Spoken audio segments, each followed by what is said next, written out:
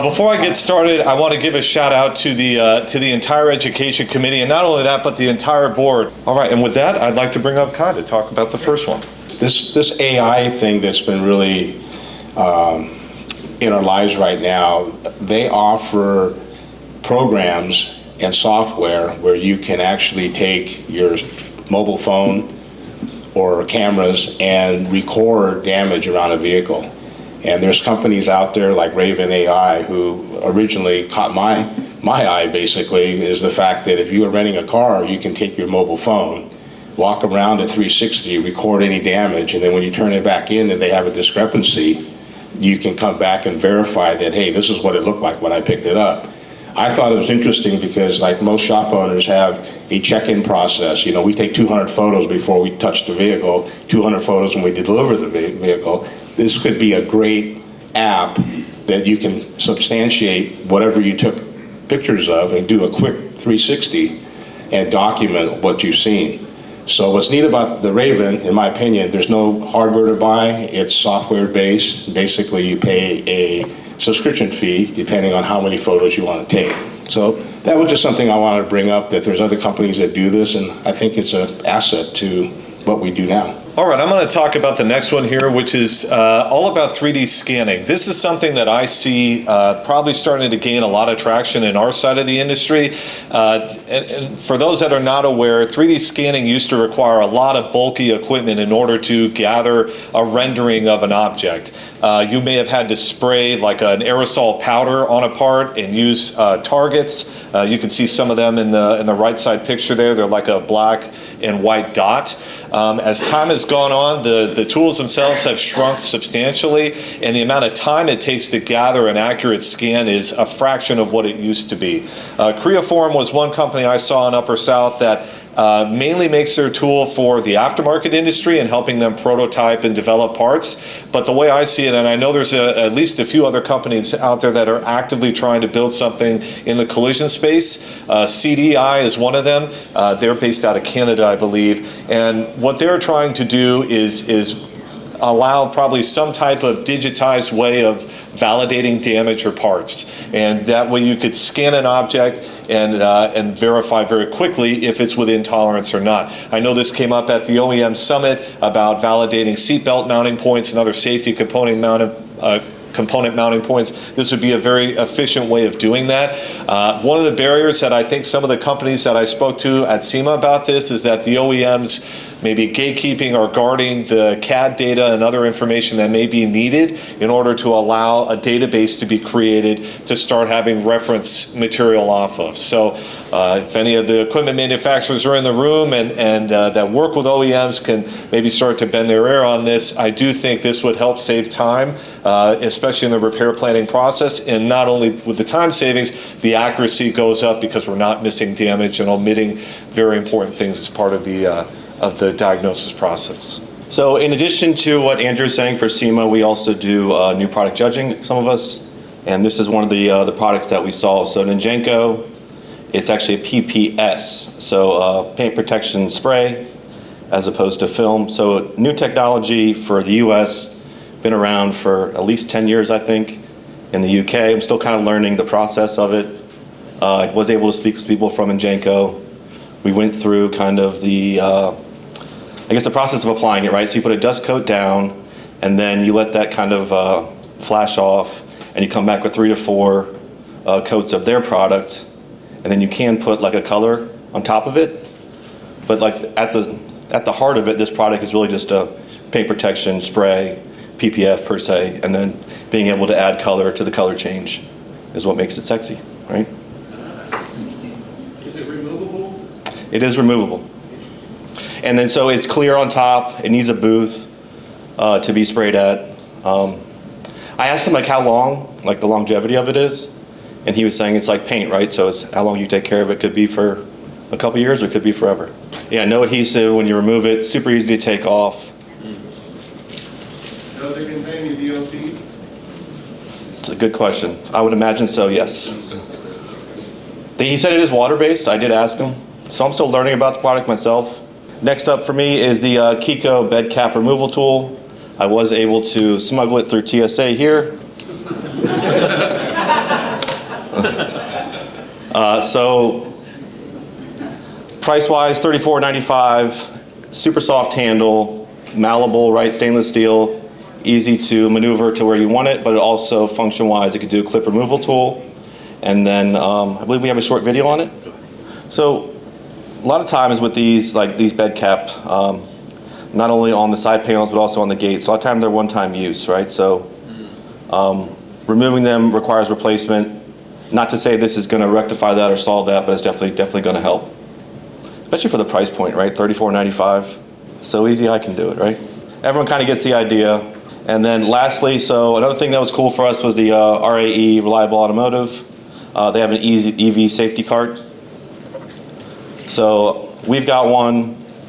So the cool thing about it is you can customize this, right? So RAE will work with you to kind of individualize what you need for your shop if you have different requirements to meet certain like OEs, stuff that you're trying to meet.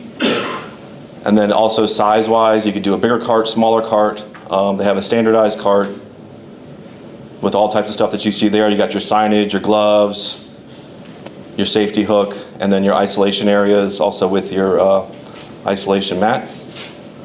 The idea is to bring all this stuff to the car, right? Bring it to the technician so he's not searching for it, so it's right there, easy to access. Price all really depends on kind of what you get with it. So you can go all the way with it, or you can go with something a little bit smaller. So it could be, $1,000 to a couple $1,000. Really depends kind of how whatever you customize on it. Yeah, Dave will take care of it. Yeah. All right, so I had the pleasure, it was actually very surprising. So this is the SPARQ diagnostic tool. It's $129, one-time fee, no annual subscription. It's this little OBD2 that plugs in to a vehicle. It Bluetooths to, right now it's only with iOS, so everyone making fun of Apple earlier.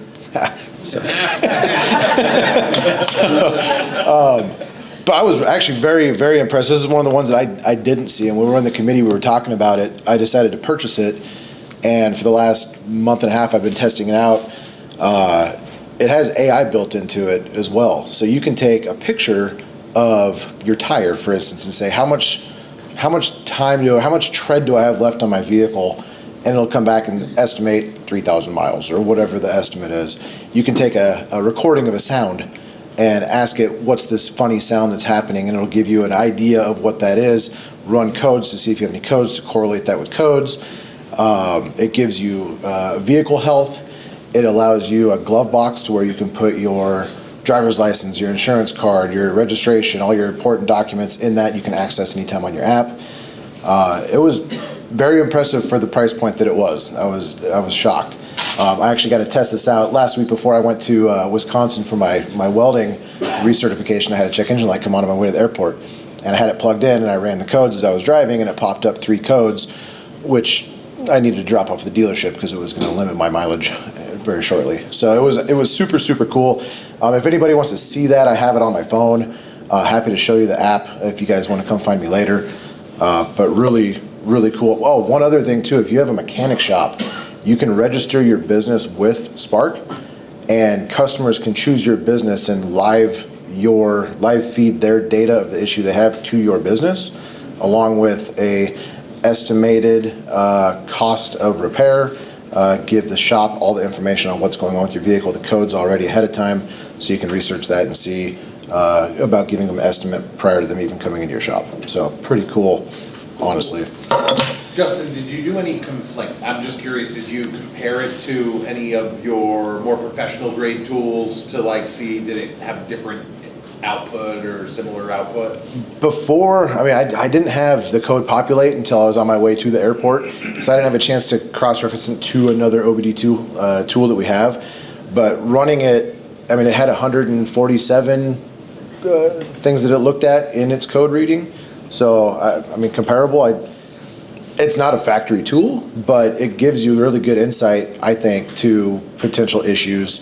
The AI feature is super cool, because if you don't know a lot about cars or something mechanical, you've got an option to, like I said, take a picture or record a sound and ask the AI to do analyze what the issue is and give you potential of what could be causing that issue. So it was pretty cool. Yeah. Yeah. So everyone's had the issue of trying to store headliners, right? You take a headliner out, it is a giant part of a car that's very easily damaged. A simple fold in it could put a crease in that headliner, and the headliners can be very expensive. So Innovative came out with this headliner storage bag that allows you to put full size all the way up to SUV size, large headliners into this, zip them in. It's got 8 different holes on it, so you can mount it up under, like we have a kind of like warehouse style parts racks, and you can put hooks on that and hang it vertically out of the way. You can lay it horizontally or vertically. It keeps it to where you don't have damage incurring to that panel. It keeps the dust off of it, keeps it clean. Really does a good job of protecting that headliner when you're not using it. If you're pulling airbags out to do a quarter panel replacement or some of those lines, this headliner is coming out. It's an expensive deal if you damage that. So this, as simple as it is it's amazing that it wasn't thought of before, because it's a very, very, very cool tool. Any questions on that one? Got a pocket here, you could slide a piece of paper in with your RO Yep. information on there too, so it doesn't get mixed up. And then lastly, I had this buffer light, which was very intriguing. So much so that I had to have it overnighted because one of my employees took it home with them for the weekend, and I didn't have it to pick up to bring with me, so they overnighted it to me yesterday, and I got it this morning here. It's pretty awesome. So this here will essentially, it's got a universal mount, and it's got a mount for like a RUPS or RUPUS buffer, like a DA style orbital buffer. It's got 5 different light settings. Well, sorry, it's got 2 different light settings with 5 different color corrective lights. So one thing we did find is on, there was an issue brought up where we weren't sure if it would mount to like a Milwaukee buffer or a DeWalt buffer. It does. We have both of those. We were able to mount to both of those.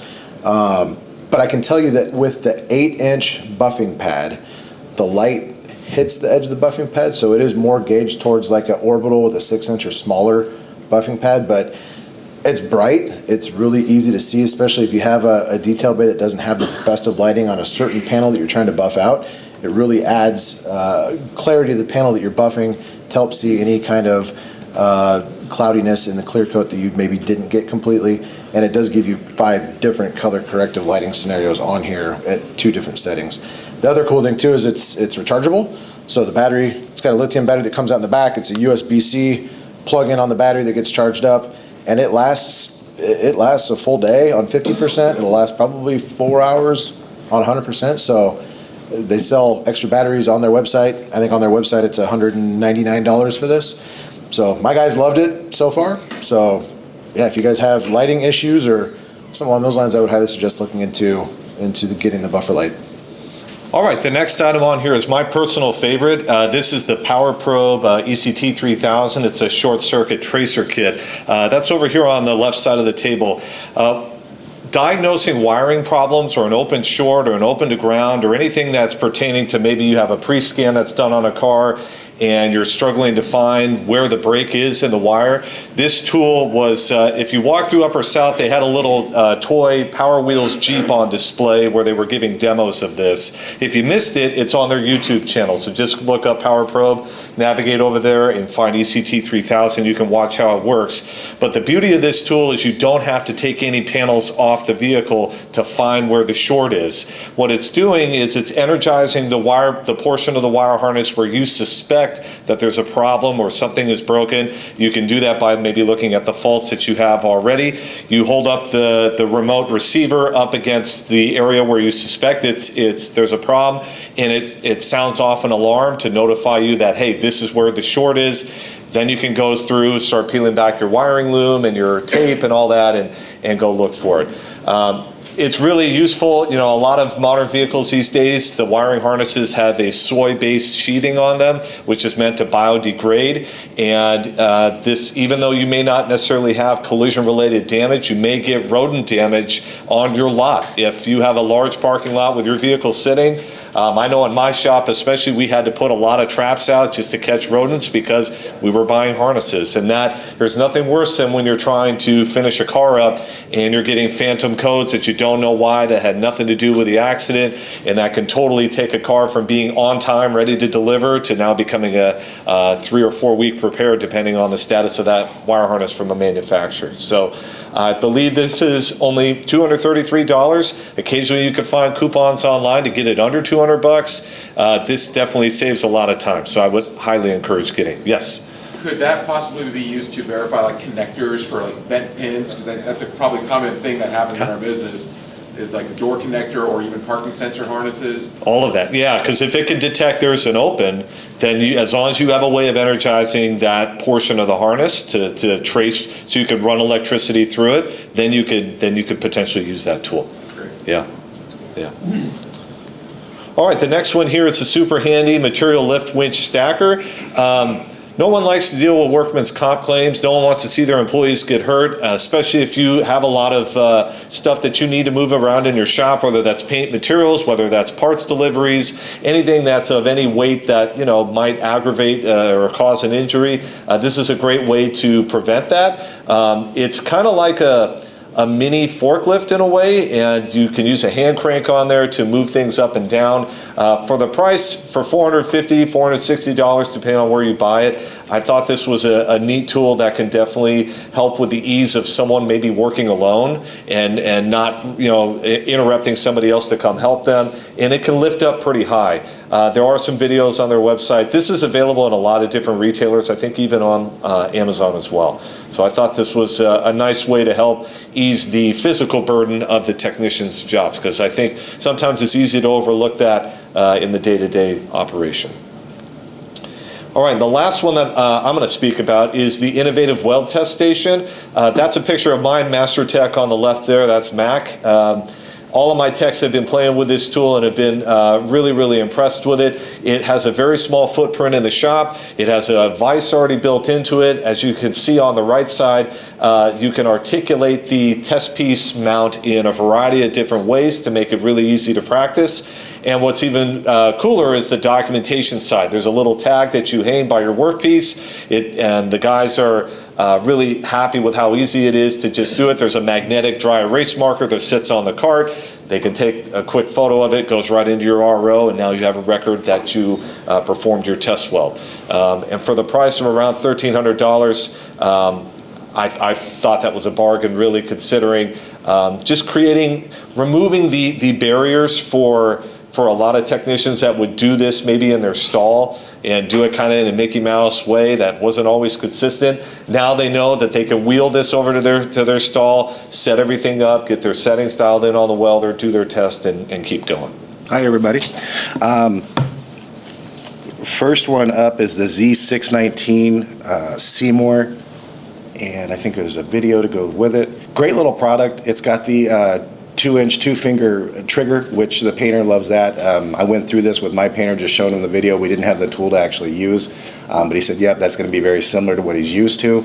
You're avoiding any sort of setup with an HVLP gun, compressors, hoses, everything else. It's great for little small spot jobs, things of that nature.